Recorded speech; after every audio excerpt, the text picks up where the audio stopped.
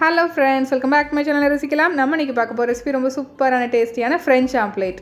இத வந்து MasterChef Tamilல Vijay Sethupathi சாரும் Nikkigal Raniயும் ரெண்டு பேரும் சேர்ந்து செஞ்சாங்க. ரொம்ப சூப்பரா டேஸ்டா இருந்துச்சுன்னு ஜட்ஜஸும் பாராட்டுனாங்க. வாங்க இப்ப இந்த ரெசிபி எப்படி செய்யலாம்னு பார்க்கலாம். முதல்ல ஒரு கடாயில கொஞ்சமா ஆயில் ஊத்திக்கோங்க. ஒரு 2 டீஸ்பூன் அளவு ஊத்துனா போதும். அதுல ஒரு பெரிய வெங்காயத்தை நல்ல பொடியா நறுக்கி சேர்த்துக்கோங்க. அதை கொஞ்ச நேரம் நல்லா வதக்கிக்கோங்க. கொஞ்சம் நல்லா அது வதங்கி வந்ததும் கொடமிளகாவை நல்லா பொடியாக நறுக்கி சேர்த்துக்கோங்க. உங்கள்கிட்ட என்ன கலர் கிடைக்குதோ அதை சேர்த்துக்கலாம். நான் வந்து க்ரீனும் ஆரஞ்சு கலரும் சேர்த்துருக்கேன். இப்போ அதை நல்லா வதக்கிக்கலாம். கொஞ்சம் மீடியம் ஃப்ளேமில் வச்சு நல்லா வதக்கிக்கோங்க. ரொம்ப வெந்துடக்கூடாது. ஒரு 75% குக் ஆனால் போதும். இப்போ இதில் கொஞ்சமாக உப்பு சேர்த்துக்கலாம். ஒரு 1/4 டீஸ்பூன் உப்பு சேர்த்துருக்கேன்.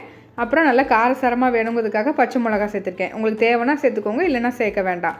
இப்போ இதை நல்லா வதக்கிக்கோங்க. இந்த அளவுக்கு வதங்கினா போதும். இப்போது ஒரு 3 முட்டை எடுத்துக்கோங்க. அதில் ஒரு 1/4 டீஸ்பூன் உப்பு மட்டும் சேர்த்துட்டு நல்லா பீட் பண்ணிக்கோங்க. ரொம்பவே ஈஸியான ரொம்ப டேஸ்டான ரெசிபி. உங்கள் வீட்டு கிட்ஸு எல்லாத்துக்கும் ரொம்ப பிடிக்கும். கண்டிப்பாக ட்ரை பண்ணுங்கள்.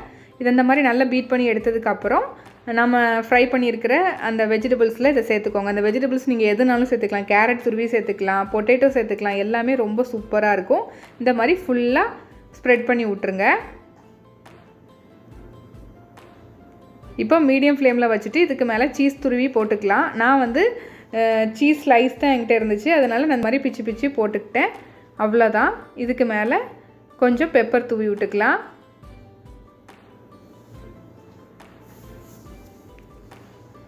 மீடியம் ஃப்ளேமில் வச்சு குக் பண்ணிங்கன்னா 1 சைடு வேக வச்சா போதும், நல்லா வெந்துடும். அதுக்கப்புறம் இந்த மாதிரி ரோல் பண்ணி எடுத்துக்கோங்க. இப்போ அதே கடாயில் கொஞ்சமாக பட்டர் சேர்த்துக்கிட்டு கொடமிளகாவை இந்த மாதிரி ஸ்ட்ரைப்பாக கட் பண்ணி நல்லா இந்த மாதிரி ரோஸ்ட் பண்ணி எடுத்துக்கோங்க. இது ஜஸ்ட்டு ஒரு டெக்கரேட் பண்ணுறதுக்காக மட்டும்தான். உங்களுக்கு பிடிச்ச மாதிரி டெக்கரேட் பண்ணி உங்கள் கிட்ஸு உங்கள் வீட்டில் உள்ளவங்களுக்கு இதை சர்வ் பண்ணுங்கள். ரொம்பவே சூப்பராக டேஸ்ட்டாக இருக்கும். கண்டிப்பாக ட்ரை பண்ணி பாருங்கள். இதே மாதிரி நிறைய MasterChef தமிழ் ரெசிபிஸ் நான் ட்ரை பண்ணியிருக்கேன். எல்லாமே ரொம்ப நல்லா இருந்துச்சு.